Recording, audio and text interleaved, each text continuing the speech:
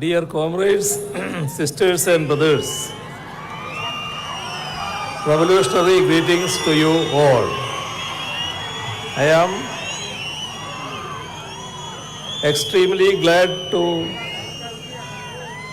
part of this public meeting organized to mark the beginning of the third Telangana State Conference of the All India Agricultural Workers Union. ప్రియమైన సోదర సోదరీమణులారా, comrades, మీ అందరికీ నా విప్లవ అభినందనలు. ముందుగా అఖిల భారత వ్యవసాయ కార్మిక సంఘం తెలంగాణ 3వ రాష్ట్ర మహాసభలు జరుగుతున్నటువంటి సందర్భంగా ఏర్పాటు చేసినటువంటి ఈ పబ్లిక్ మీటింగ్లో పార్టిసిపేట్ చేస్తున్నందుకు, పాలు పంచుకుంటున్నందుకు నేను ఎంతగానో సంతోషిస్తూ ఉన్నాను. At the outset, I would like to tell you that I am extremely happy to be amongst you in this land, which gave to the nation veteran revolutionaries like Comrade Sundaraya and Comrade Basavapunaya. As you know, the Agricultural Workers Union was formed to put an end to the exploitation that agricultural workers around our country were being subjected to. Several martyrs have selflessly laid down their lives as part of our struggles. It is on the foundation laid by their blood that the AAWU has been built up. I pay my respects to them. మిత్రులారా, ముందుగా ఈ భూమిలో ఈ దేశానికి విశేష అనుభవాన్ని గడించినటువంటి విప్లవకారులైనటువంటి comrade Sundarayya, comrade బసవపున్నయ్యలను ఇచ్చినటువంటి ఈ భూమిలో మీ మధ్య నిలబడి మాట్లాడుతున్నందుకు నాకు చాలా సంతోషంగా ఉంది. మీకు తెలుసు, వ్యవసాయ కార్మిక సంఘం వ్యవసాయ కార్మికులను ఈ దేశంలో అనేక రకాలుగా దోచుకుంటున్న పద్ధతులకు ఫుల్ స్టాప్ పెట్టేందుకే, అంతం పలికేందుకే ఏర్పడింది అని. అంతేకాదు, చాలా మంది అమరవీరులు ఈ పోరాటాలలో భాగంగా తమ యొక్క జీవితాలను చాలా నిర్నిమిత్తంగా, చాలా తేలికగా వాళ్ళు త్యాగం చేశారు. అంతేకాదు, ఈ అఖిల భారత వ్యవసాయ కార్మిక సంఘం వారు చిందించిన రక్తపు పునాదుల మీద ఆధారపడి ఏర్పడ్డది. వారందరికీ నేను నా విప్లవ జోహార్లు తెలియజేస్తా ఉన్నాను. Telangana has a rich tradition of struggles, especially those led by peasants and agricultural workers. As I stand here, I am reminded of them. It is the heroic struggle of the peasants of Telangana in the late 1940s which placed the issue of land reforms on the agenda of the country.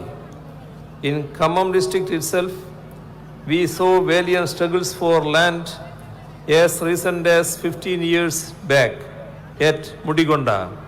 I salute the memory of all those who have lost their lives in such historic struggles. Telangana ఘనమైనటువంటి పోరాట వారసత్వాలకు నిలయం తెలంగాణ.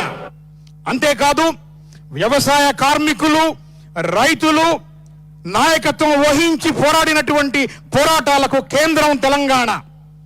ఈ రోజు నేను ఇక్కడ నుంచున్నాను అంటే ఆ పోరాటాలన్నింటినీ కూడా నేను జ్ఞాపకం చేసుకుంటున్నాను.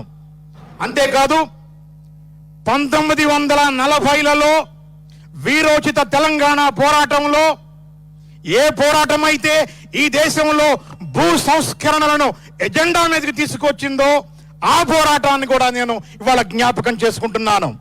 అంతేకాదు, ఖమ్మం జిల్లాలో మీకు తెలుసు, 15 ఏళ్ల క్రితం ఈ మధ్యనే భూమి కోసం ముదిగొండ వద్ద ఒక వీరోచిత పోరాటం జరిగింది. అంతేకాదు, ఆ పోరాటంలో ప్రాణాలు అర్పించినటువంటి, అసువులు బాసినటువంటి వీరులందరికీ కూడా నేను ఇక్కడ ఈ సందర్భంగా జోహార్లు అర్పిస్తూ ఉన్నాను. It is with the spirit of those struggles that powerful movements of the people should be conducted for building a new India. Why do we need a new India? We need a new India because in this very year that we celebrate the 75th anniversary of India's independence, the history of our glorious anti-colonial struggle, which spans centuries, is sought to be altered. The values on which our independence movement was built upon are being neglected. Those who fought for secularism and democracy are being sidelined, while the communal forces, henchmen who murdered them, are being glorified. అంతేకాదు, ఏ వీరోచిత పోరాటాలైతే ఇప్పుడు మనం స్మరించుకున్నామో, నవీన భారతదేశాన్ని నిర్మించటానికి అటువంటి వీరోచిత పోరాటాల నుంచి కావలసినటువంటి శక్తివంతమైన ఉద్యమాలను మనం స్ఫూర్తిగా తీసుకోవాల్సి ఉంది. మనకు ఒక నవ్య భారతదేశం ఎందుకు కావాలి అని ఇప్పుడు ప్రశ్నించుకోవాలి. భారతదేశానికి స్వతంత్రం వచ్చి వాళ్ళ 75 ఏళ్ల పూర్తి అయింది. ఆ వేడుకలు జరుపుకుంటా ఉన్నాము. వలసవాద వ్యతిరేక పోరాటం 100 ఏళ్లుగా చేశాం మనం. కానీ ఇవాళ ఆ పోరాటాలని మారుస్తున్నారు. ఏ విలువల ప్రాతిపదికగా అయితే స్వతంత్ర ఉద్యమం సాగిందో ఆ విలువలన్నింటినీ ఇవాళ అశ్రద్ధ చేస్తున్నారు. అంతేకాదు, ప్రజాస్వామ్యం, లౌకికవాదం పక్కకు పెట్టి మతశక్తులు, కిరాయి గుండాల చేతులలో మరణించిన వారు ఎవరైతే ఉన్నారో వారిని పక్కన పెట్టి ఈ కిరాయి గుండాలను మాత్రం ఆకాశానికి ఎత్తుకుంటున్నారు, ఘనకీర్తులు ఆపాదిస్తున్నారు. It is the communal frenzy that fires bullets at the portrait of Mahatma Gandhi, the father of our nation, and shouts slogans for Godse and Savarkar. Even those who are wielding power at the highest levels in our country today are being guided by that same communal frenzy. We need a new India where we reclaim the idea of unity in diversity, where the rights of our workers are protected, where our farmers and agricultural workers have an assured income that is at least 50% more than the total cost of production. మతపరమైనటువంటి ఉద్రేకాలు, మత ఉద్రిక్తత, ఉద్విగ్నత, ఇవే జాతిపిత అయినటువంటి మహాత్మా గాంధీ చిత్రపటం మీద బుల్లెట్లు కురిపించినాయి. అంతేకాదు, గాడ్సే, సావర్కర్ల పేరు మీద స్లోగన్లు వినిపించారు. అంతేకాదు, ఇవాళ అత్యున్నత స్థాయిలో అధికారాన్ని అనుభవిస్తున్న వారు కూడా ఈ మతపరమైన ఉద్రిక్తతలతోటి నడపబడుతున్నారు. మనం ఇంకొక విషయం కూడా తెలుసుకోవాలి. ఇవాళ ఈ దేశం భిన్నత్వంలో ఏకత్వాన్ని సాధించాల్సి ఉంది. మనం తిరిగి దాన్ని మళ్ళీ పొందాలి. అంతేకాదు, వ్యవసాయదారులు, వ్యవసాయ కార్మికులు, వీరందరి హక్కులను కూడా రక్షించుకోవాలి. వారి యొక్క ఉత్పత్తికి కలిపి మరొక 50% అదనంగా వారికి ఆదాయం వచ్చేట్టు కూడా మనం పోరాడి సాధించుకోవాల్సినటువంటి బాధ్యత ఉంది. India is a land of various cultures, languages, beliefs and people. They all came together as one nation during our freedom struggle. There was no space for differences in the name of religion, caste, creed or region in our anti-colonial struggle. We were all one. We should all be one. However, today our sense of nationalism is sought to be defined by the Hindutva forces. They are trying to dictate who are national and who are anti-national. ఈ దేశం విభిన్న సంస్కృతులకు, విభిన్నమైన భాషలకు, నమ్మకాలకి, ప్రజలకి నిలయంగా ఈ దేశం ఉంది. అంతేకాదు, వాళ్ళంతా కూడా ఇవాళ ఒక జాతిగా ముందుకు వచ్చి స్వతంత్ర పోరాటాన్ని నడిపారు. ఇక్కడ ఈ దేశంలో మతానికో, కులానికో, ప్రాంతానికో, వర్గానికో ఇటువంటి వాటికి వలసవాద వ్యతిరేక పోరాటంలో స్థానం లేదు. మనందరం ఒకటిగానే ఉన్నాం, మనందరం ఒకటిగానే ఉండాలి. కానీ ఇవాళ ఒక జాతీయవాద స్పృహ ఏదైతే ఉందో అది ఈ హిందుత్వ శక్తులు దాని నిర్వచనాన్ని మార్చివేస్తున్నాయి. అంతేకాదు ఇవాళ జాతీయవాదులు ఎవరో, జాతి వ్యతిరేకులు ఎవరో వాళ్ళ వీరు నిర్ణయం చేస్తారట. ఇది చాలా అసంబద్ధంగా ఉంది. It needs to be noted that those who tried to issue certificates of patriotism were not part of our national movement even by accident. Their only role was that of writing apologies and agreeing to serve the British Empire as faithful subjects of the crown. It was the RSS ideologue Golwalkar who exhorted Hindu youngsters to not waste their energy fighting the British. The two-nation theory was espoused by V.D. Savarkar 10 years prior to Muhammad Ali Jinnah proposing it. మనం ఇక్కడ ఒక విషయం గుర్తుపెట్టుకోవాలి. దేశాభిమానానికి సంబంధించినటువంటి సర్టిఫికెట్లు ఇస్తామని ప్రయత్నం చేస్తున్నారే వీళ్ళెవరు కూడా పొరపాటుగా కానీ గ్రహపాటుగా కానీ ఏ సందర్భంలో కూడా స్వతంత్ర పోరాటంలో భాగస్వాములు కాదు. అంతేకాదు బ్రిటిష్ సామ్రాజ్యానికి, బ్రిటిష్ కిరీటానికి తల వంచి అపాలజీ క్షమాపణలు రాసి వారికి అనుకూలంగా పనిచేయడానికి ఒప్పుకున్న వారే వీరంతా కూడా. నిజానికి ఆర్ఎస్ఎస్ ఐడియాలజీని ప్రపోజ్ చేసినటువంటి గోల్వాల్కర్ హిందూ యువకులకు ఏమని బోధించాడు అంటే, బ్రిటిష్ వాళ్లకు వ్యతిరేకంగా పోరాడి మీ శక్తిని వృధా చేసుకోవద్దు అని చెప్పాడు. నిజానికి మహమ్మద్ అలీ జిన్నా రెండు దేశాల సిద్ధాంతాన్ని ప్రతిపాదించడానికి 10 ఏళ్లకు ముందే విడి సావర్కర్ ఈ రెండు దేశాల సిద్ధాంతాన్ని ప్రతిపాదించాడు అనే విషయం కూడా మనం ఈ సందర్భంగా గుర్తుపెట్టుకోవాలి. What we are seeing now is the pitiable attempt of those behind all sorts of vociferous tendencies to portray themselves as the apostles of patriotism and nationalism. The reality is that today a majority of the Indian people, be it Dalits or Adivasis or minorities or women, are constantly being attacked and their freedoms are being curtailed so as to break our unity as working class.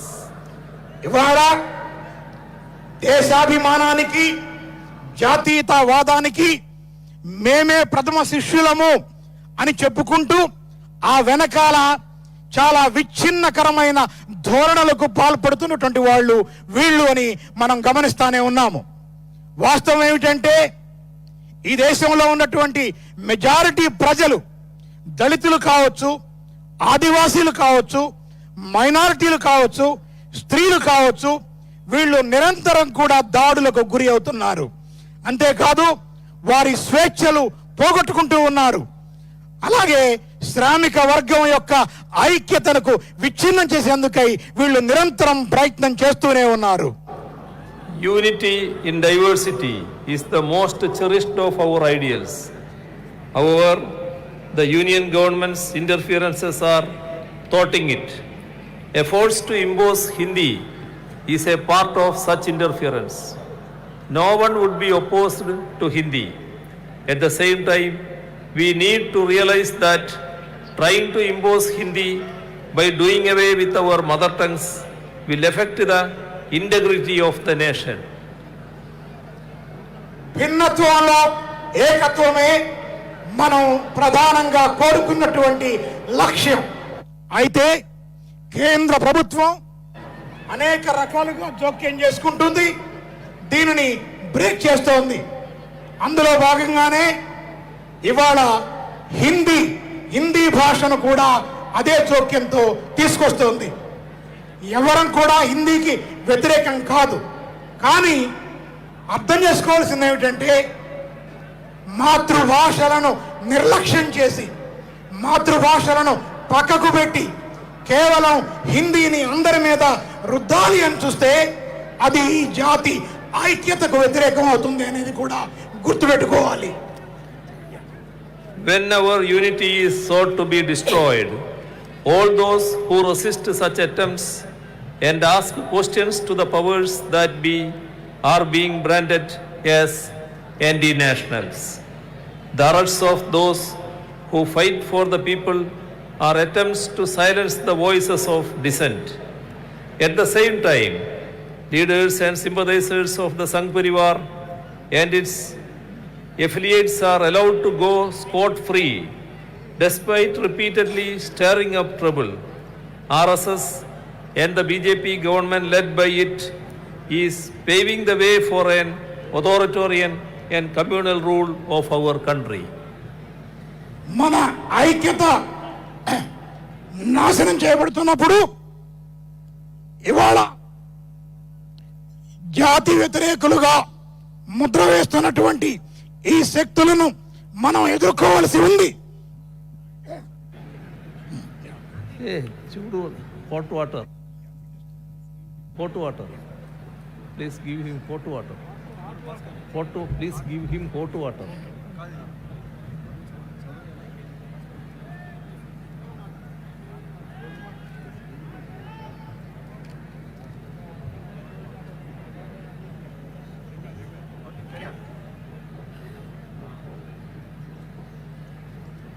అంతేకాదు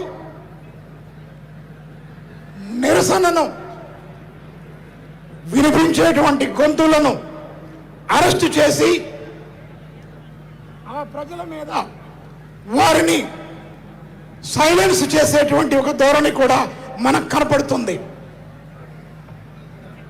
అదే సమయంలో సంఘ పరివార శక్తులు అవి మాత్రం చాలా Scott ఫ్రీగా ఎవరు కూడా వారిని పట్టించుకోకుండా వదిలివేస్తున్నారు. ఆర్ఎస్ఎస్ బీజేపీ గవర్నమెంట్లు ఇవాళ ఒక నియంతృత్వమైనటువంటి మతపరమైనటువంటి పరిపాలనని ఈ దేశం మీద రుద్దుతూ ఉన్నాయి. The union government is taking steps that destroy the country's federal structure. We need to recognize that one nation, one uniform is an affront on the state's powers, which are entrusted with the duty of ensuring law and order. కేంద్ర ప్రభుత్వం ఇవాళ ఈ దేశ సమైక్య నిర్మాణాన్ని నాశనం చేసేందుకు అనేక రకాల చర్యలు తీసుకుంటా ఉంది. మనం జ్ఞాపకం పెట్టుకోవాలి, ఇది ఒక దేశం ఒక యూనిఫామ్ అనేది రాష్ట్రాల మీద ఒక దాడి లాంటిది అనేది మనం గుర్తుపెట్టుకోవాలి. అంతేకాదు రాష్ట్రాలకు ఇచ్చినటువంటి లా అండ్ ఆర్డర్ ఏదైతే ఉందో దానిని ఎంట్రస్ట్ చేసే దాని మీద కూడా ఇది ఒక రకమైనటువంటి అపనమ్మకాన్ని కలిగించేదిగా దాడి చేసేదిగా ఉంది అనేది కూడా మనం జ్ఞాపకం పెట్టుకోవాలి. Repeatedly, laws are being enacted by the parliament on subjects in the state list in the constitution, be it law and order, agriculture, cooperation, power, or so on. Bills that infringe upon the rights of the states are being enacted into laws even without seeking the opinion of state governments. Even while entering into international agreements that affect the states, the union government does not inform state governments, let alone seek their consent. రాజ్యాంగంలో రాష్ట్రాల జాబితాలో ఉన్న అనేక అంశాలని పార్లమెంట్లో చట్టాల రూపంలో తీసుకొచ్చి వాటిని పదే పదే రాష్ట్రాల మీద రుద్దుతున్నారు. అది లా అండ్ ఆర్డర్ కావచ్చు, వ్యవసాయం కావచ్చు, సహకార రంగం కావచ్చు, విద్యుత్ రంగం కావచ్చు. ఈ రంగాలన్నిటి సంబంధించిన బిల్లులని ఏకపక్షంగా రాష్ట్రాల మీద రుద్దుతున్నారు. అంతేకాదు రాష్ట్రాల హక్కులకు సంబంధించి ఏవైతే చట్టాలు ఉన్నాయో వాటిని కూడా రాష్ట్ర ప్రభుత్వాల ఒపీనియన్ అంటే వాటి అభిప్రాయాన్ని అడగకుండానే వాటిని రుద్దుతున్నారు. అంతేకాదు అంతర్జాతీయ ఒప్పందాలకు సంబంధించి వాటిలో ఎంటర్ అయ్యేటప్పుడు కూడా రాష్ట్రాలకు సంబంధించిన అంశాలు ఏమైనా ఉంటే వాటిని రాష్ట్రాలతో సంప్రదించకుండానే వాటి మీద చట్టాలు చేస్తున్నారు. Widespread efforts are on to take control of the higher education sector through the governors in their capacity as chancellors. The office of governor is being politically misused to withhold assent to legislations that have been enacted by the state legislature. Not just in Kerala, in all non-BJP run states, such efforts are being made. Such affronts on the supremacy of state legislatures weaken not just our federal structure but even our democracy too. గవర్నర్ల రూపంలో ముఖ్యంగా university chancellor అనే పేరిట మొత్తం ఉన్నత విద్య మీద ఆధిపత్యాన్ని సంపాదించేందుకోసం కేంద్ర ప్రభుత్వం సీరియస్గా ప్రయత్నం చేస్తున్నది. అంతేకాదు గవర్నర్లని రాజకీయ ఏజెంట్లుగా యూజ్ చేసుకొని వాళ్ళందరినీ కూడా చట్టసభల కంటే కూడా ఉన్నతంగా వాళ్ళని ఎస్టాబ్లిష్ చేసేందుకోసం కేంద్ర ప్రభుత్వం ప్రయత్నం చేస్తున్నది. అది ఒక్క కేరళలోనే కాదు, అంతే బీజేపీ పాలిత ప్రాంతాల్లో కాకుండా మిగతా బీజేపీ ప్రభుత్వాలు లేని అన్ని రాష్ట్రాల్లో కూడా ఇట్లాంటి ప్రయత్నాలు జరుగుతున్నాయి.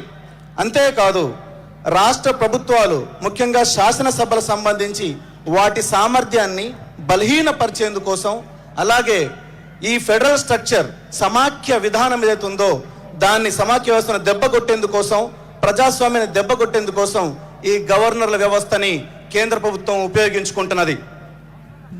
Neoliberal policies are being implemented ruthlessly behind the smoke screen created by communal and authoritarian interventions. As a result, corporates are becoming richer and the people are becoming poorer. Inequality has gone up astronomically. Unemployment is at a record high. The achievements of our nation are sought to be undone.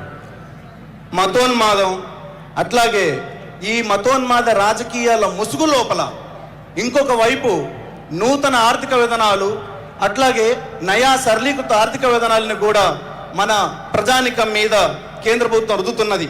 దీని ఫలితంగా కార్పొరేట్లు మరింత ధనికులైపోతున్నారు, పేదలు మరింత పేదలుగా మారిపోతున్నారు. పేదలకి ధనికులకి మధ్య కూడా అంతరం విపరీతంగా పెరిగిపోతున్నది. నిరుద్యోగం ఇంతకు ముందెన్నడూ ఊహించినంత పైకి వెళ్ళిపోయింది. అంతేకాదు ఇప్పటిదాకా దేశం ఏదైతే సాధించిందో ఆ సాధించిన ఘనతలన్నీ కూడా ఇప్పుడు ఒక్కొక్కటిగా కనుమరుగైపోతున్నాయి. Public sector enterprises, which are the wealth of the nation, are being sold off. In the last budget alone, rupees 65,000 crore was sought to be raised through their sale. The government, which says that they do not have money to provide relief to the ordinary people, have written off loans of corporates to the tune of rupees 11 lakh crores. We need to remember that this amount would have sufficient to ensure food security in the nation. మన ఆస్తి ఏంటి? మన ఆస్తి ప్రభుత్వ రంగ సంస్థలు. కానీ ప్రభుత్వ రంగ సంస్థల్ని ఒక్కొక్కటిగా ఈ కేంద్ర ప్రభుత్వం అమ్మేస్తున్నది. ఇప్పుడు తాజాగా 65,000 కోట్ల రూపాయలని వీటిని అమ్మకం ద్వారా సమకూర్చుకోవాలని ప్రయత్నం చేస్తున్నది. అంతేకాదు అసలు ఈ అమ్మకాలు ఎందుకు జరుపుతున్నది అని అంటే పేద ప్రజల కోసం తమ దగ్గర డబ్బులు లేవని చెప్తోంది. వాస్తవానికి 11 లక్షల కోట్ల రూపాయలను కార్పొరేట్లకి ఇది రాయితీలు ఇచ్చింది. వాస్తవానికి ఈ డబ్బుల్నే మనం చూసుకుంటే ఈ భారతదేశంలో ఉన్న పేద ప్రజానికం అందరికీ కూడా ఆకలిని తీర్చేందుకు అవకాశం లభిస్తుంది. Okay. Podium is changing. This podium is changing. Oh, right. Height is very low.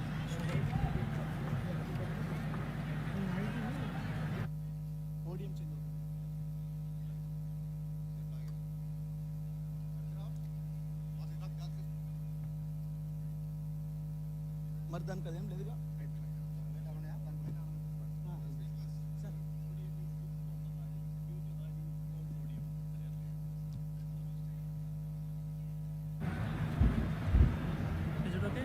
Okay.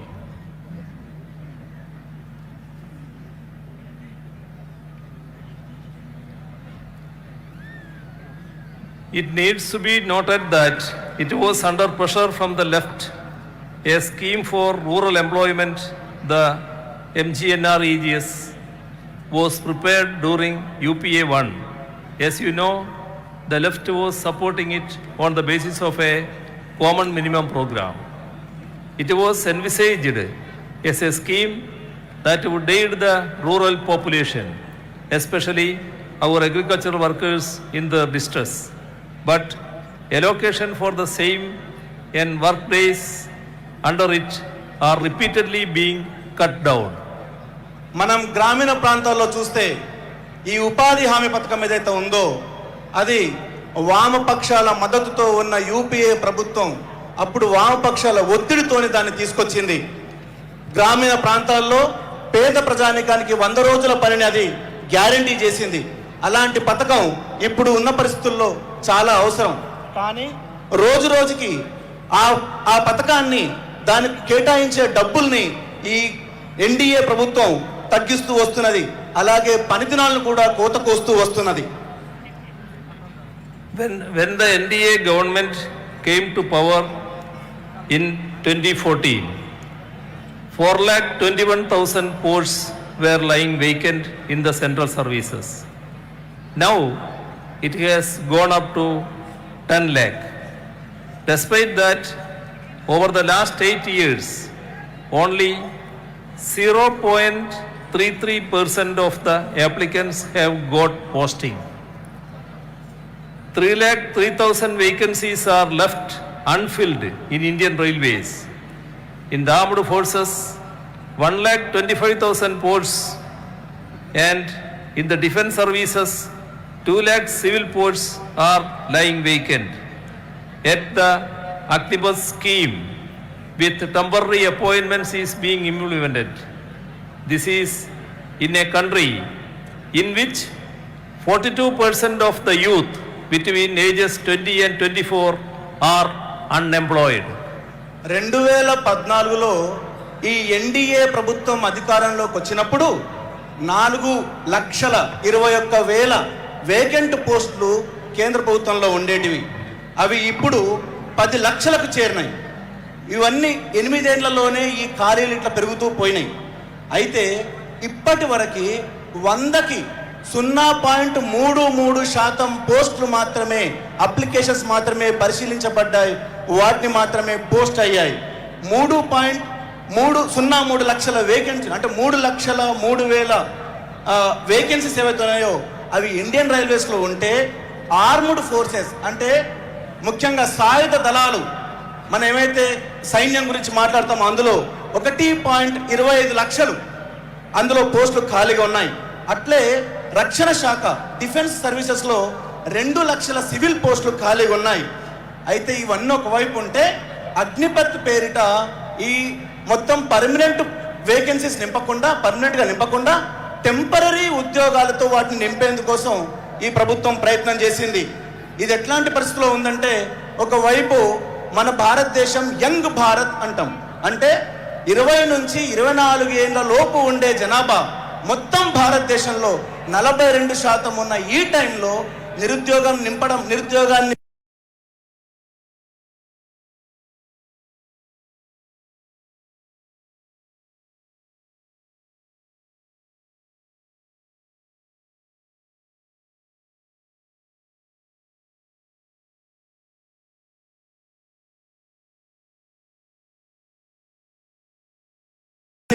ఆ రూపం ఆపడం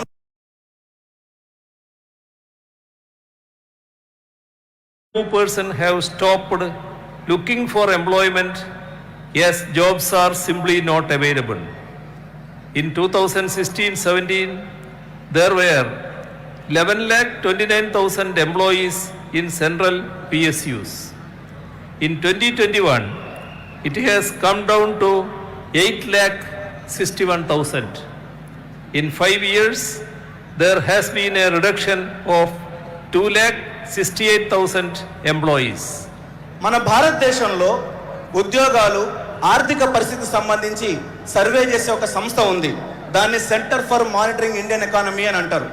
ఆ centre for Indian monitoring economy సంబంధించి వాళ్ళు వేసిన అంచనాల ప్రకారం చూసుకుంటే సర్వీస్ సెక్టర్ అంటే సేవా రంగం, ఐటీ, బ్యాంకింగ్ ఇట్లా ఏవైతే అనుకుంటామో వీటిలో 80 లక్షల ఉద్యోగాలు కోతపడ్డాయి.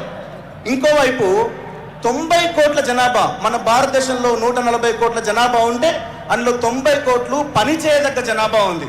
కానీ ఆ 90 కోట్లలో 61% మంది ఈరోజు ఉద్యోగాల వేటను మానేశారు. ఎందుకంటే అక్కడ ఉద్యోగాలు లేవు. అంతేకాదు 2016-2017లో కేంద్ర ప్రభుత్వ రంగ సంస్థల్లో దాదాపుగా 11,29,000 ఉద్యోగాలు ఉంటే 2021 నాటికి ఈ 5 ఏళ్లలో 8,61,000 కుదించబడ్డాయి. అంటే 2,68,000 ఉద్యోగాలు కోత విధించబడ్డాయి. ఒకవైపు ఈ కోత నడుస్తుంది, వాటిల్లో నింపడం మాత్రం జరగడం లేదు. In 2017-18, 19.2% workers in the country were employed in the organized sector. That has fallen to 17.8% in 2019-20. People are being forced out from the organized sectors into the unorganized sectors. Now, 82% of India's workers are employed without adequate job security or benefits. The rights of workers, farmers, and agricultural workers are being further curtailed. Through the labor codes, job security and workers' rights are being done away with. Workers won't be able to unionize and unions won't be able to take up workers' issues.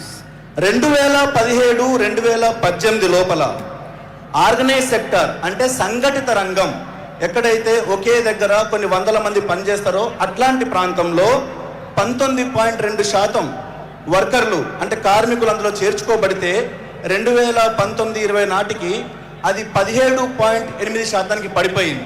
అంటే దాదాపుగా 3% మేర మొత్తం సంఘటిత రంగంలో ఉద్యోగాలు కుదించబడ్డాయి. ఇంకోవైపు వీళ్ళందరూ ఏమయ్యారు? మరి ఈ సంఘటిత రంగంలో ఉన్న వాళ్ళందరూ ఏమయ్యారు? వీళ్ళందరూ కూడా అసంఘటిత రంగంలోకి, పీస్ రేట్ వర్క్ ఉండే దాంట్లోకి నెట్టివేయబడ్డారు. అంతేకాదు 82% భారతదేశంలో ఉన్న 82% మంది ఏదైతే ఉన్నారో వర్కర్లు ఎవరైతే ఉన్నారో వీళ్ళందరికీ కూడా సామాజిక సంబంధించి కనీస రక్షణలు లేకుండా, అంటే ఈఎస్ఐ, పిఎఫ్ లాంటి సామాజిక రక్షణలు లేకుండా 82% మంది వర్కర్లు ఉన్నారు. ఇవి ఒకవైపు ఉంటే ఇంకోవైపు సంఘటితంగా బేరమాడే శక్తిని దెబ్బతీసేందుకోసం వర్కర్లని, కార్మికులని, అట్లే రైతులు, వ్యవసాయ కార్మికుల హక్కుల మీద విపరీతమైన దాడులు చేస్తున్నది. 4 లేబర్ కోడ్లను తీసుకొచ్చి కార్మికులకు సంబంధించిన ఉద్యోగ భద్రతను హరించవేస్తున్నది. అంతేకాదు కార్మికులందరూ కూడా యూనియన్లు పెట్టుకోవాలన్నా, వాళ్ళు కనీసం యూనియన్ ఏర్పాటు చేసుకునే ఆలోచన చేయాలన్నా వాళ్ళని భయభ్రాంతులకు గురి చేసే విధంగా కేంద్ర ప్రభుత్వం ప్రయత్నం చేస్తున్నది. Farm laws were introduced so that production, procurement and distribution of agricultural produce could be handed over to the corporates. Though the farmers' struggle, spearheaded by organizations like the All India Kisan Sabha and supported by organizations such as All India Agricultural Workers Union, forced the central government to repeal the farm laws, efforts are on to introduce them in other forms. వ్యవసాయ రంగంలో ఉత్పత్తిని, పంపిణీని, అట్లాగే సేకరణని, ఈ 3 రంగాలని కూడా కార్పొరేట్లకు ధారాదత్తం చేసేందుకోసం 3 చట్టాలని కేంద్ర ప్రభుత్వం తీసుకువచ్చింది. ఆల్ ఇండియా కిసాన్ సభ, అలాగే మన all India agricultural workers union వ్యవసాయ కార్మిక సంఘం ఆధ్వర్యంలో మిగతా రైతు సంఘాలన్నింటినీ కలుపుకొని కేంద్ర ప్రభుత్వం మీద విపరీతమైన ఒత్తిడి తీసుకువచ్చింది. అనేక పోరాటాలు నిర్వహించింది. దాని ద్వారా ఈ కేంద్ర ప్రభుత్వం ఈ చట్టాలని వెనక్కి తీసుకోవాల్సిన అవసరం వచ్చింది. Agricultural workers and farmers are the backbone of this country. Ours is a country in which around 50% of the population is dependent on agriculture for their livelihoods. Yet, we see that the perils of those who are working in this sector are increasing day by day. To get a real sense of the desperation that our agricultural sector is experiencing, it would suffice to look simply at the number of those who have abandoned agriculture and those who have committed suicide over the years as agriculture became unviable. మనం ఏమనుకుంటున్నాం, మోడీ ఆ 3 చట్టాలని వెనక్కి తీసుకున్నాడు అనుకుంటున్నాం, కానీ ఇతర రూపాల్లో ఆ చట్టాలని తీసుకొచ్చేందుకోసం మోడీ ప్రయత్నం చేస్తున్నాడు. మన దేశం లోపల 50% మంది ప్రజానికం వ్యవసాయ రంగం మీద ఆధారపడి ఉంటున్నారు. కానీ ఈ వ్యవసాయ రంగాన్ని నానాటికి సంక్షోభంలో నెట్టేసేందుకోసం కేంద్ర ప్రభుత్వం అనుసరిస్తున్న విధానాలు దోహదం చేస్తున్నాయి. అంతేకాదు, ఈ మొత్తం వ్యవసాయ రంగంలో ఎవరైతే ఉన్నారో వాళ్ళని నిత్యం ఆత్మహత్యలు పురికొల్పే విధంగా, అంటే ఆత్మహత్యలు చేసుకునే విధంగా ఆ విధానాలు రూపకల్పన చేయబడుతున్నాయి. Within 25 years since India took the devious turn to neoliberal reforms in 1991, more than 15 million main cultivators had left agriculture. If that is the case of proper farmers themselves, then it surely is possible to fathom the plight of our agricultural workers. Over 4 lakh farmers have committed suicide since 1995 at the rate of 1 every half an hour. According to statistics available since 2015, around 16,000 farmers are putting an end to their lives every day. These figures are enough to point to the absolute misery of farmers and agricultural workers in our country. These suicides undoubtedly show the stark reality that agriculture in India is in absolute doldrums. 1991 నుంచి మన భారతదేశంలో ఈ నూతన ఆర్థిక విధానాలు, సరళీకృత ఆర్థిక విధానాలు అమలవుతూ వస్తున్నాయి. ఈ విధానాలు అమలవుతున్నప్పటి నుంచి దాదాపుగా 1.5 కోటి మంది ఎవరైతే భూమి కలిగి ఉన్నారో, ప్రధాన రైతులుగా ఉన్నారో వాళ్ళు వ్యవసాయాన్ని వదిలిపెట్టేశారు. భూమి ఉన్న వాళ్ళే వ్యవసాయాన్ని వదిలిపెడితే వ్యవసాయ కార్మికుల సంగతి ఏంటి? ఈ పరిస్థితి చాలా దిగ్భ్రాంతి కలిగిస్తూ ఉంది. మనం ఒక లెక్కలు చూసుకున్నప్పుడు 1995లో 95 నుంచి 4 లక్షల మంది రైతులు ఆత్మహత్యలు చేసుకుంటే అది 2015 నాటికి రెట్టింపు అయింది. అంతేకాదు, ప్రతిరోజు ఒక లెక్క తీసినప్పుడు ప్రతిరోజు 16,000 మంది రైతులు ఆత్మహత్యలు చేసుకుంటున్నట్టుగా మనకి గణాంకాలు చెప్తున్నాయి. ఇవన్నీ చూస్తే మన భారతదేశంలో వ్యవసాయ రంగం ఎంతటి దీనస్థితిలో ఉందో అర్థమవుతున్నది. In 1991, if it was the Congress government that initiated neoliberal reforms, the BJP-led governments since then have been implementing such policies with greater vigor. Now we have a union government with capitalist, communal and authoritarian characteristics. The current BJP-led NDA government is wreaking havoc in the lives of our farmers. Budgetary allocation for agriculture has been cut down year after year. It has come down from 5% in 2019-20 to 3.4% in 2022-23. Even in budgets that have been celebrated as farmer friendly, the reality was that there was a massive cut in the funds allotted for agriculture. 1991లో ఈ విధానాలను తీసుకొచ్చింది ఎవరు? Congress party. కానీ Congress party అధికారం నుంచి పోయిన తర్వాత BJP దాన్ని అట్లాగే కొనసాగించింది. అయితే కాంగ్రెస్, బీజేపీ కొనసాగిస్తున్నాయి, ఇవి నడుస్తూనే ఉన్నాయి. కానీ ఇప్పుడు వచ్చిన ప్రభుత్వం ఏంటంటే మతోన్మాదాన్ని అది ఇంకా అదనంగా తెచ్చిపెట్టుకుంది. అది మతోన్మాదాన్ని అట్లే పెట్టుబడిదారులు మొత్తం దాంట్లో గుమిగూడు ఉన్నారు.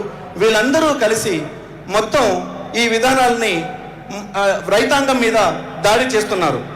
ఈ రైతాంగం సంబంధించిన పరిస్థితి చూస్తే, ముఖ్యంగా రైతులకు కేటాయించిన బడ్జెట్ కేటాయింపులనే చూసినప్పుడు 2019-2020లో 5%కి పడిపోతే 2022-23 నాటికి మొత్తం బడ్జెట్లో 3.4%కి పడిపోయింది. అంటే 5% మొత్తం బడ్జెట్లో 5% నుంచి 3.4% కోత విధించింది. ఒకవైపు నేను రైతులకు ఫ్రెండ్లీ ప్రభుత్వాన్ని అని చెప్పుకుంటానే, ఇంకోవైపు ఇది రైతుల బడ్జెట్ మీద, వాళ్ళ హక్కుల మీద దాడి చేసే ప్రభుత్వంగా ఉంటున్నది. Now let us come to PM Kisan scheme. According to the Ministry of Agriculture's own data, the number of beneficiaries of the scheme has come down from 11 crore 84 lakhs during its first installment in February 2019 to 3 crore 87 lakh in its 11th installment in May-June 2022. That is, there has been a 67% drop in the PM Kisan scheme's beneficiaries in 3 years. In Telangana itself, the number of beneficiaries has come down from 39,10,000 in 2019 to 24,32,000 in 2022. These figures clearly depict that the PM Kisan scheme was just an eyewash in the run-up to the 2019 general elections. మనం ఇప్పుడు PM Kisan అనే ఒక ప్రతిష్టాత్మక పథకాన్ని చూద్దాం. ప్రధానమంత్రి తన పెట్ project అంటే తన బిడ్డలాగా దాన్ని మొత్తం ప్రచారం చేశాడు. రైతాంగానికి ఇది ఒక వరం అన్నాడు. ఆ దాని లెక్కలనే చూద్దాం. మనం 2019లో మనం ఈ లెక్కలన్నింటిని చూసినప్పుడు, మొట్టమొదటిగా ఈ స్కీమ్ని ప్రకటించినప్పుడు ఈ స్కీమ్ కింద 11,84,00,000 మంది బెనిఫిషియర్లు ఉండే, అంటే లబ్ధిదారులు ఉండే. ఇది 11th ఇన్స్టాల్మెంట్ 2022 నాటికి వచ్చేసరికి మొత్తం 67% పడిపోయి 3.87 అంటే 3,87,00,000 పడిపోయింది. 11,84,00,000 నుంచి 3,87,00,000కి లబ్ధిదారులు కోత విధించబడ్డారు. ఇది జరిగింది. తెలంగాణలో కూడా చూద్దాం. తెలంగాణలో 2019లో 39,10,00,000 మంది లబ్ధిదారులు ఈ పథకం కింద ఉంటే 2022 నాటికి అది 24,32,000 పడిపోయింది. దీని అర్థం ఏంటి? 2019లో ఈ పథకాన్ని ప్రకటించారు. ఇది కేవలం 2019లో జరిగిన ఎన్నికల కోసం కంటి తుడుపు చర్యగా మాత్రమే ఈ పథకాన్ని నరేంద్ర మోడీ ప్రవేశపెట్టాడని అర్థమవుతోంది. This public meeting is happening at a time when our country is being sold to the interests of capitalists and imperialists. The interests of the capitalists and the imperialists are seriously detrimental to the interests of our farmers and agricultural workers. Under the present regime, more than ever before, our PSUs are being privatized, labor is being contractualized, and undue benefits are being given to the corporates. Even railways, roads, ports, airports, and defense services are being privatized. Under the guise of the national monetization pipeline, all major assets of the country are being sold off or leased out. Khammam పట్టణంలో ఈ బహిరంగ సభ జరిగే నాటికి ఈ దేశానికి ఏవైతే ప్రయోజనాత్మకంగా ఉన్నాయో వాటన్నిటిని కూడా పెట్టుబడిదారులకు అలాగే సామ్రాజ్యవాదులకు ఈ ప్రభుత్వం తాకట్టు పెడుతూ వస్తున్నది, వాటిని అమ్మేస్తూ వస్తున్నది. వాటి కోసం, వాటి ప్రయోజనాల కోసం, వాటిని సంతృప్తి పరిచేందుకోసం రైతుల మీద, కార్మికుల మీద మున్నెన్నడూ లేనంత విధంగా అది దాడులు చేస్తున్నది. ఈ ప్రభుత్వ రంగాల్ని అమ్మడంతో పాటు వర్కర్లని, ముఖ్యంగా పర్మనెంట్ వర్కర్లని లేకుండా కాంట్రాక్ట్ వర్కర్ల పేరిట మొత్తం కాంట్రాక్చువలైజేషన్ తీసుకొచ్చేందుకోసం ప్రయత్నం చేస్తున్నది. వర్కర్లకు వచ్చే హక్కులని, వారికి వచ్చే లబ్ధిని మొత్తం కూడా కోత విధించి కార్పొరేట్లకి పరం చేస్తున్నది. రైల్వేలు చూసుకున్నా, రోడ్లు చూసుకున్నా, పోర్టులు చూసుకున్నా, ఎయిర్పోర్టులు చూసుకున్నా, రక్షణ రంగం చూసుకున్నా, ప్రతి రంగాన్ని గుండుగుత్తగా అమ్మేస్తున్నది, లేకపోతే ప్రైవేటీకరించేస్తున్నది. మొత్తం నేషనల్ మానిటైజేషన్ పైప్లైన్ అనే పేరిట, అంటే జాతీయ నగదీకరణ పథకం అనే పేరిట దేశానికి సంబంధించిన ముఖ్యమైన ఆస్తులన్నింటినీ కూడా అయితే అమ్మేస్తున్నది, లేకపోతే లీజుకి ఇచ్చేస్తున్నది. Despite completing 7.5 decades as an independent country, we have not been able to eradicate poverty, solve malnutrition, and end unemployment. Yet, the union government is withdrawing from all welfare measures and schemes. They are also asking the state governments to do the same. To them, welfare is a freebie, but to us, welfare is the people's right. That is the difference in approach. In the Indian context right now, what is required is to oppose neoliberalism that considers people's rights as freebies and communalism that takes people attention away from the burning issues that they face in their day-to-day lives. భారతదేశానికి స్వాతంత్రం వచ్చి 7.5 దశాబ్దాలు అంటే 75 ఏళ్ళు అవుతుంది. ఈ 75 ఏళ్ళు అవుతున్న మన భారతదేశం అతి ముఖ్యమైన సమస్యల్ని ఇంకా ఎదుర్కొంటున్నది. అందులో పౌష్టికాహార లోపం అంటే తిండి లేకపోవడం అనే ఒక జబ్బుని మన దేశం ఎదుర్కొంటుంది. నిరుద్యోగం ఇంకోవైపు గట్టిగా పెద్దగానే ఉంది. ఇంకోవైపు ఈ నిరుద్యోగాన్ని అట్లే పౌష్టికాహార లోపాన్ని రూపుమాపకుండా ప్రభుత్వం ఏం చేస్తుందంటే వెల్ఫేర్ స్కీమ్స్ మొత్తాన్ని, సంక్షేమ పథకాల మొత్తాన్ని కూడా ఒకదాని వెనుక ఒకటి కోత విధించుకుంటూ వస్తున్నది. ప్రభుత్వం ఏమంటుందంటే ఈ వెల్ఫేర్ స్కీమ్స్ అన్ని కూడా ముఖ్యంగా పేదలకు ఇచ్చే సంక్షేమ పథకాలన్నింటినీ కూడా ఉచితాలు అని సంబోధిస్తుంది. కానీ మనమేమంటున్నామంటే ఈ ఉచితాలుగా కావు, ఇవి పేదల హక్కులు అని మనం చెప్తున్నాం.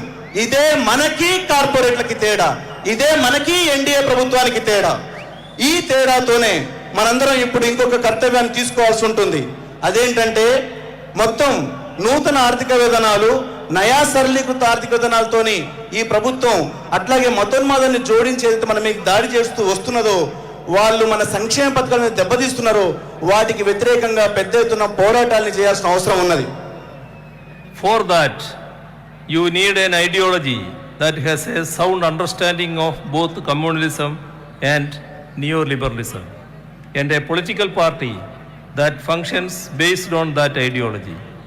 That is where political parties such as CPIM and organizations such as AIAW become relevant. We not only have a political program to resist communalism, but also have an economic program that can present an alternative to neoliberalism. That is the alternative being pursued by the CPIM-led LDF government in Kerala. మనం ఈ NDA ప్రభుత్వం అనుసరిస్తున్న మతోన్మాద నయా సరళీకృత ఆర్థిక విధానాలను వ్యతిరేకించాలంటే ఒక బలమైన సిద్ధాంతం కలిగిన ఒక శక్తి మనకు ఉండాలి. అలాంటి శక్తి ఈ రోజు భారతదేశంలో ఏది? అది సిపిఐఎం మాత్రమే. అట్లాగే ఆ సిపిఐఎంతో పాటు అడుగులో అడుగేస్తూ వస్తున్న వ్యవసాయ కార్మిక సంఘం కూడా ఈ రోజు అత్యంత కీలక పాత్ర పోషించబోతున్నది. ఈ సిద్ధాంతంతోని మనం మతోన్మాదాన్ని, అట్లే నూతన ఆర్థిక విధానాలు అమలు చేస్తున్న, నయా సరళీకృత ఆర్థిక విధానాలు అమలు చేస్తున్న ఈ ఎన్డీఏ ప్రభుత్వాన్ని ఎదిరించగలం. మనం అట్లాంటి ఉదాహరణని ఎల్డిఎఫ్, లెఫ్ట్ డెమోక్రటిక్ ఫ్రంట్ ప్రభుత్వం నడుపుతున్న కేరళలో మనం అలాంటి ఉదాహరణ మనం చూడొచ్చు. Like Telangana, Kerala has also been a hotbed of agricultural workers and progressive movements. In Kerala, the Reformation movement has struggled against social inequality and to secure education even for the backward sections of the society. The Communist Party intertwined the social content of that movement with the struggles for the economic liberation of the people. తెలంగాణలో లాగే కేరళలో కూడా ముఖ్యంగా వ్యవసాయ కార్మికులకు సంబంధించి, అట్లే పురోగామి శక్తులకు సంబంధించిన అనేక పెద్ద ఎత్తున పోరాటాలు జరిగిన చరిత్ర ఉంది. అయితే మేము అక్కడ చేసింది ఏంటంటే ఈ పోరాటాలకి, ముఖ్యంగా ఆర్థిక పోరాటాలకి సామాజిక ఇన్ఈక్వాలిటీ, సామాజిక అసమానతల్ని, అట్లే విద్యకు సంబంధించిన అంశాలని, వెనుకబడిన తరగతులకు సంబంధించి విద్య, సంస్కృతికి సంబంధించిన అంశాలని ఆ పోరాటాలకు జత చేశాం. ఇట్లా జత చేయడం ద్వారా ఆ ఉద్యమాలు చాలా గట్టిగా నిర్వహించబడి అద్భుతమైన ఫలితాలను సాధించాయి.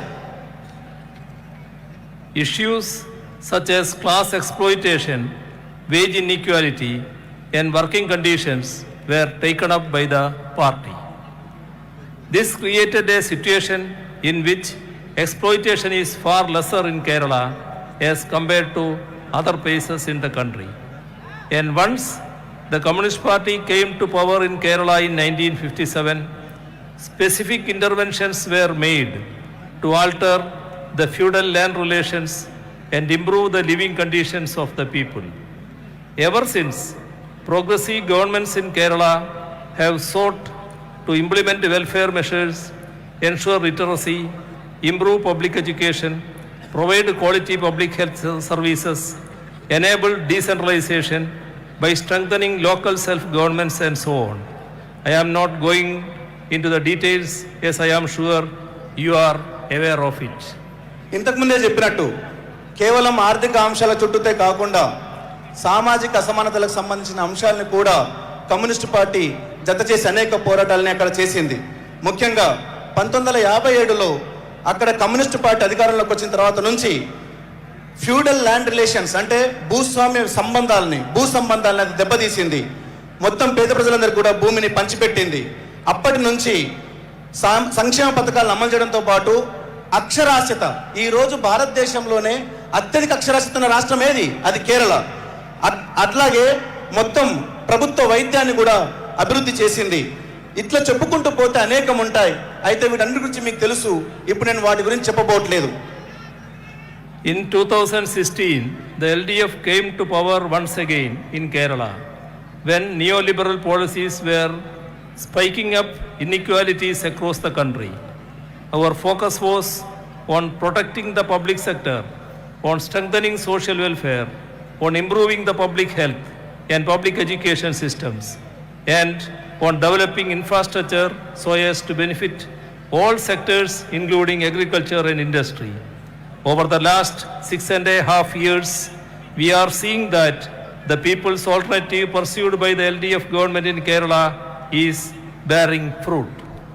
భారతదేశం అంతటా కూడా ఈ నయా సరళీకృత ఆర్థిక విధానాలు ఏవైతే ఉన్నాయో అవి అమలవుతున్నప్పుడు మొత్తం ప్రజల మీద విపరీతమైన భారాలు పెరిగి అసమానతలు పెరిగిపోతుంటే కేరళలో అధికారంలోకి వచ్చిన ఎల్డీఎఫ్ ప్రభుత్వం కొన్ని ముఖ్యమైన కార్యక్రమాలను చేపట్టింది. వాటన్నిటిని కూడా మీ దృష్టికి తీసుకొస్తున్నాను. అందులో ముఖ్యమైనది సంక్షేమ పథకాలు, అట్లాగే ప్రజా వైద్యం, ప్రభుత్వ విద్య, ఈ అన్ని వ్యవస్థల్ని కూడా అభివృద్ధి చేసింది. అంతేకాదు అన్ని రంగాలకు ఉపయోగపడే విధంగా మౌలిక వసతుల్ని అభివృద్ధి చేసింది. ఇండస్ట్రీస్ని అంటే పరిశ్రమలని, వ్యవసాయ రంగాన్ని అభివృద్ధి చేసేందుకు అవసరమైన అన్ని చర్యలను చేపట్టింది. 6.5 ఏళ్లుగా చేపడుతున్న ఈ కార్యక్రమాలన్నీ కూడా ఈరోజు ఫలితాలనిచ్చే దశకు చేరుకున్నాయి. Kerala is the first in the attainment of the Sustainable Development Goals as per the United Nations and the Niti Aayog. We have been repeatedly adjudged as the best governed and least corrupt state by the Public Affairs Index. As per the National Crime Records Bureau, we are the only state in the country with no communal incidents during this period. We have the best school education, the best public health facilities, the best law and order, the least infant and maternal mortalities, and so on. We are the best tourist destination, we have the best startup ecosystem, and we are differently abled friendly. మన గురించి మనం చెప్పుకుంటే అది గొప్ప అవుతుంది, మనం గొప్పలు చెప్పుకున్నట్టు అవుతుంది. కానీ మన గురించి అనేక సంస్థలు, ముఖ్యంగా కేంద్ర ప్రభుత్వ సంస్థలు, అంతర్జాతీయ సంస్థలు చెప్తే అప్పుడు వాటికి కూడా ఒక అధికారికంగా మనకి కళ్ళ ముందు కనబడుతుంది. అట్లాంటి అంశాలే మనం చూద్దాం. ముఖ్యంగా అంతర్జాతీయ సంస్థలు, యునైటెడ్ నేషన్స్, ఐక్యరాజ్య సమితి ఒక విషయాన్ని ప్రకటించింది. అదేంటంటే సస్టైనబుల్ డెవలప్మెంట్ గోల్స్, సుస్థిర అభివృద్ధి సాధించిన దాంట్లో కేరళ నంబర్ 1 స్థానం ఆక్రమించిందని చెప్పింది. We are taking over. అయితే ఒక ఐక్యరాజ్య సమితే కాదు, ఎన్డీఏ ప్రభుత్వమే పెట్టిన నీతి ఆయోగ్ కూడా కేరళనే నంబర్ 1 అని చెప్పింది. మొత్తానికి మొత్తం భారతదేశంలో అత్యంత అవినీతి రాష్ట్రాలు ఒకవైపు రికార్డులు పోతుంటే అవినీతి రహిత రాష్ట్రంగా కేరళ రికార్డులోకి ఎక్కింది. అంతేకాదు నేషనల్ క్రైమ్ రికార్డ్స్ బ్యూరో, ఇది కూడా కేంద్ర ప్రభుత్వంతోనే ఉంటది. ఈ నివేదిక ప్రకారం కూడా మొత్తం దేశంలో మతోన్మాద కొట్లాటలు బాగా పెరుగుతున్న ఈ స్థితిలో కూడా కేరళలో మతోన్మాద ఘర్షణలు అతి తక్కువగా నమోదైనని చెప్పింది. సో ఈ పద్ధతిలో చూసుకున్నప్పుడు ప్రతి రంగంలో కూడా కేరళ ఒక అద్భుతమైన విజయాలను సాధించుకుంటూ వస్తోంది. ముఖ్యంగా శిశు మరణాలకు సంబంధించి వీటిల్లో కూడా కేరళలో దాదాపు 0 స్థాయికి చేరింది. కేరళ ప్రజెంటు మొత్తం దేశంలోనే అద్భుతమైన టూరిస్టు ప్రాంతంగా ఉన్నది. అట్లాగే ఎవరైతే కొత్తగా పరిశ్రమలు పెడతారో వాళ్ళందరూ కూడా ఒక మంచి వాతావరణాన్ని కల్పించే ప్రాంతంగా కేరళ మారింది. ఈ విషయాల్ని మీ అందరి ముందుకు తీసుకువస్తున్నాను. We are taking over central PSUs in the state being sold by the union and making them profitable. Among all the public service commissions in the country, Kerala's PSC has issued the most advice memos, around 2 lakhs, and the government of Kerala has created the most posts, around 30,000 in this period. We have revised wages in almost all sectors. According to the most recent RBI report, Kerala's daily wages are the highest in the country. At rupees 1,600 per beneficiary, our welfare pension rates are the highest in the country and it benefits more than 55 lakh people. We have provided housing to more than 3 lakh families over the last 6.5 years. మనం ఒకవైపు చూస్తున్నాం, కేంద్రంలో ఉన్న మోడీ సర్కారు మొత్తం ప్రభుత్వ రంగ సంస్థలను అమ్మేస్తుంటే నువ్వు అమ్మే కేంద్ర ప్రభుత్వ సంస్థల్ని కూడా మా రాష్ట్ర ప్రభుత్వమే కొంటది, మేం కొంటామని వాటిని కొన్న పరిస్థితి మనం కేరళలో చూస్తాం. మొత్తానికి మా ప్రభుత్వ ఆధ్వర్యంలో ఇప్పటిదాకా ప్రతి ప్రభుత్వ రంగ సంస్థ చాలా అద్భుతంగా నడుస్తున్నది. అంతేకాదు దాదాపుగా 30,000 కొత్త పోస్టులను క్రియేట్ చేసి మనం భర్తీ కూడా చేయడం జరిగింది. అంతేకాదు ఆర్బీఐ ఈ మధ్యలో ఒక రిపోర్ట్ ఇచ్చింది. ఆ రిపోర్ట్ ప్రకారం ఏంటంటే ఈ భారతదేశం మొత్తం మీద కూడా కష్టజీవి, ముఖ్యంగా పేదలు అత్యధికంగా రోజువారీ కూలీ సాధిస్తున్న రాష్ట్రం ఏదైనా ఉందంటే అది కేరళ మాత్రమే అని ప్రకటించింది. అక్కడ రోజువారీ కూలీ ప్రజెంటు 1600గా ఉన్నదని ఆర్బీఐ అంచనా వేసింది. అట్లాగే అక్కడ పెన్షన్ రేట్లు చూసినా దేశంలోనే అత్యధికంగా ఉంది. 55 లక్షల మంది దాంతో లబ్ధి పొందుతున్నారు. అంతేకాదు ఈ 6.5 ఏళ్లలోనే 3 లక్షల ఇండ్లు కట్టడము ఇవ్వడము కూడా జరిగిపోయింది. Despite the limits imposed by the union, projects worth more than rupees 75,000 crore have been taken up through the Kerala Infrastructure Investment Fund Board, KIFBI. All these are ample proof of how the alternative championed by the LDF is ensuring development and welfare alongside resisting both communalism and neoliberalism. కేంద్ర ప్రభుత్వం ఒకవైపు రాష్ట్రాలకు సంబంధించి బడ్జెట్ల మీద విపరీతమైన దాడి చేస్తున్నది, అట్లాగే కేరళ మీద కూడా దాడి చేస్తుంది. ఒకవైపు ఈ దాడిని ఎదుర్కొంటూనే ఇంకోవైపు కేరళ ఇన్ఫ్రాస్ట్రక్చర్ ఇన్వెస్ట్మెంట్ బాండ్ అనే పేరిట ఒక వ్యవస్థను ఏర్పాటు చేసి 75,000 కోట్లను సమకూర్చుకొని కేరళను అభివృద్ధి పదంలో నడిపించేందుకోసం కేరళ ప్రభుత్వం ప్రయత్నం చేస్తున్నది. ఒకవైపు మతోన్మాదాన్ని అట్లాగే సమాఖ్య వ్యవస్థ మీద దాడిని ఎదుర్కొంటూనే ఒక ప్రత్యామ్నాయ ఆర్థిక నమూనాని ఈ దేశం ముందు Kerala ఉంచగలుగుతున్నది. Kerala is achieving all this despite the severe neglect faced by the state. Even when it comes to disbursing our constitutional share in the country's resources and with regard to our borrowings, the union government is having dual standards. I had already mentioned how even the office of governor is being politically misused against state governments that are opposed to the BJP-RSS campaign. All these are clear violations of the federal principles enshrined in our constitution. It is not just the BJP that is curtailing the state's rights.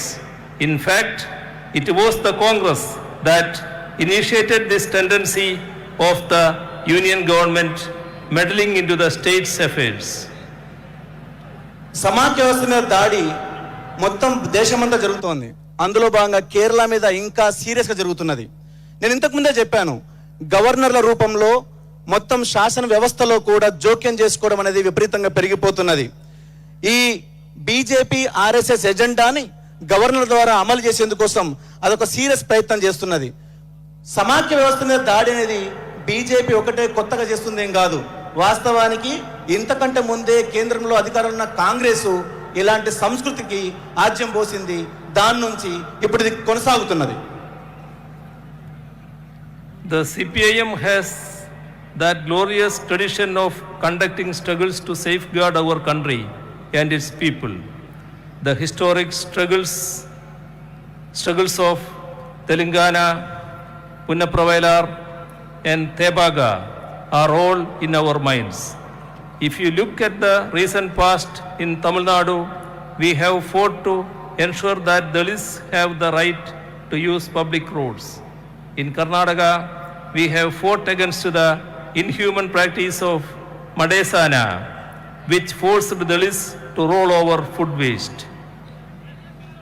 CPIM అనేది భారతదేశంలో ఇప్పటిదాకా భారతదేశ ప్రజల హక్కుల కోసం, వాళ్ళ శ్రేయస్సు కోసం అతి పెద్ద ఎత్తున పోరాటాలు చేసిన చరిత్ర మనం చూసినాం.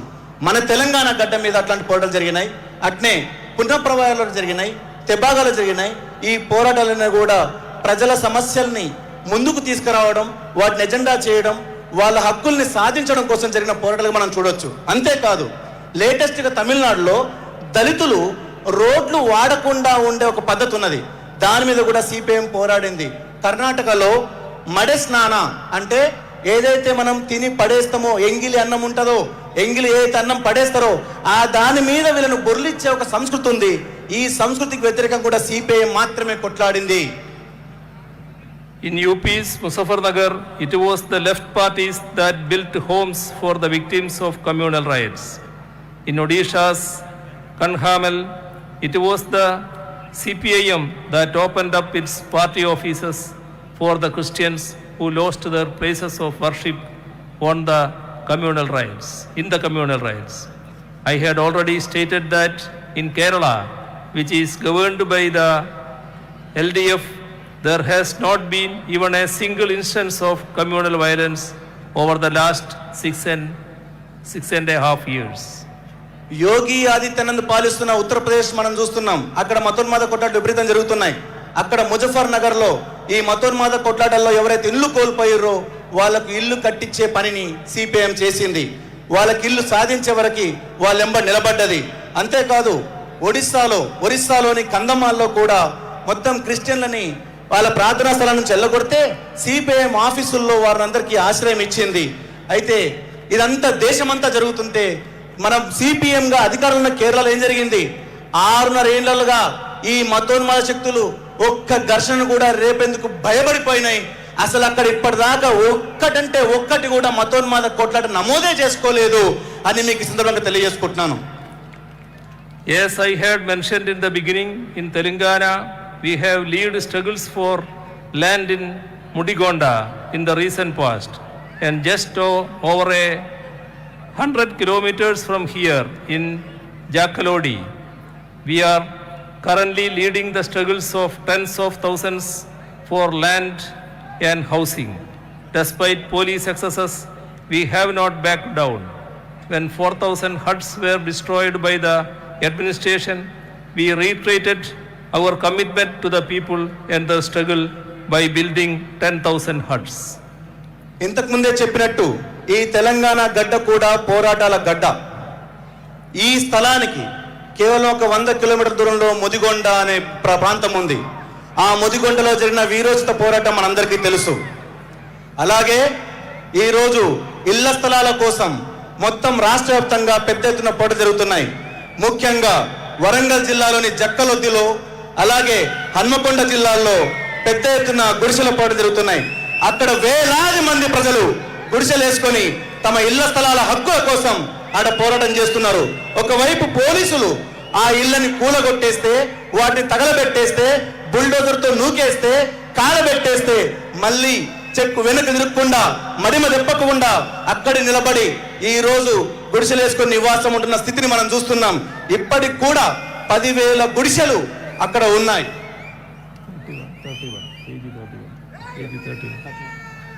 Congress calls itself the principal opposition, but they are unable to put up a political fight to the BJP.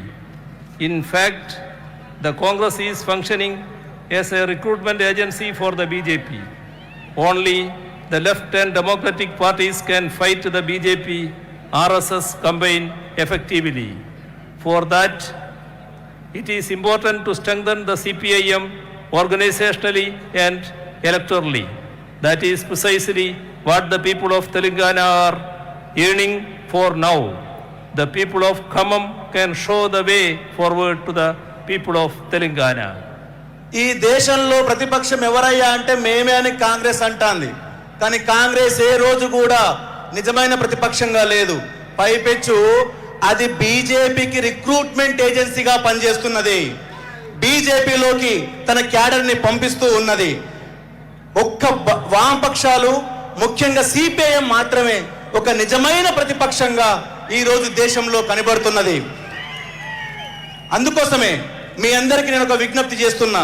సిపిఐఎంని మొత్తానికి ఈ వచ్చే ఎన్నికల్లోనూ అట్లాగే శాసనసభల్లోనూ దాన్ని బలోపేతం చేయాల్సిన అవసరం ఉన్నది. తెలంగాణ దానికి ఒక దారి చూపించాల్సిన అవసరం ఉన్నది. ముఖ్యంగా ఇక్కడ ఉన్న ఖమ్మం ప్రజల మీద అలాంటి గురుతర బాధ్యత ఉందని నేను తెలియజేస్తున్నాను. We should be able to ensure that the BJP RSS campaign is stopped in its tracks. We should come together to defeat the politics of hatred and violence. We should strive so that the contribution of our laborers, farmers and agricultural workers in building this nation is recognized and they are assured of a decent income. I hope that this public meeting will be a milestone in that regard. మనం ఈ BJP RSS యొక్క తోవని అడ్డుకోవాలి. వాటిని అడ్డుకోగలం. ఆ దమ్ము ధైర్యం మన CPIM శ్రేణులకు ఉందని నేను నమ్ముతున్నాను. ఖచ్చితంగా ఈ భారతదేశంలో అది ఏదైతే దూకుడుగా పోతున్నదో దాన్ని అడ్డుకొనగల కెపాసిటీ ఆ సిపిఐఎంకి మాత్రమే ఉన్నది. ముఖ్యంగా హింసని అలాగే మత అసహనాన్ని ఏదైతే అది పెంచుతూ వస్తున్నదో దానిని మనం వ్యతిరేకించాలి. కార్మికుల, శ్రామికుల, రైతాంగ హక్కుల కోసం మనం పోరాడాలి. అట్లాంటి పోరాటాలకి ఈ ఖమ్మం సభ ఒక నాంది అవుతుందని చెప్పేసి నేను ఆశిస్తున్నాను. This has historically been a stronghold of the CPIM in Telangana.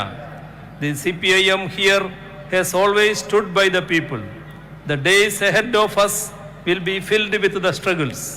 Assembly elections are to be held next year, and the Lok Sabha election in 2024 is important as far as the whole country is concerned, especially for the secular and democratic forces who are committed to ensure that the Democratic Republic of India and its constitution is preserved.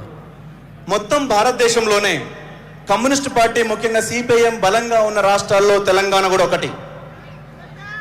CPIM ఎప్పుడూ ప్రజల వైపే నిలబడ్డది, పోరాటాలు చేస్తూ వస్తున్నది. ఇప్పుడు మనందరి ముందు ఒక పెద్ద కర్తవ్యం ఉన్నది. 2024లో ఎన్నికలు రాబోతున్నాయి.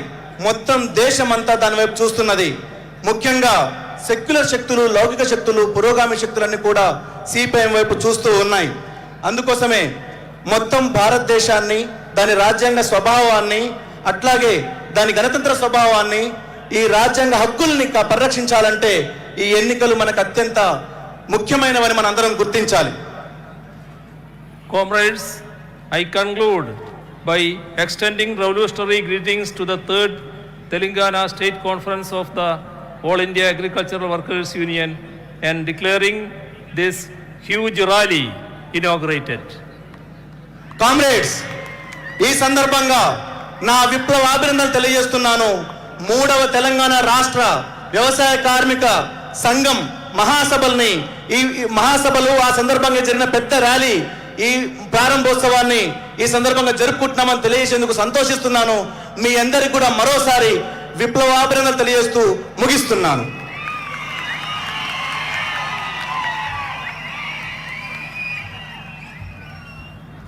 మిత్రులారా, మనం పిలవగానే ఎంతో పని ఒత్తిడున్న మన సభకు అంగీకరించి మన్నించి వచ్చినందుకు మనందరి తరఫున కామ్రేడ్ పినరాయి విజయన్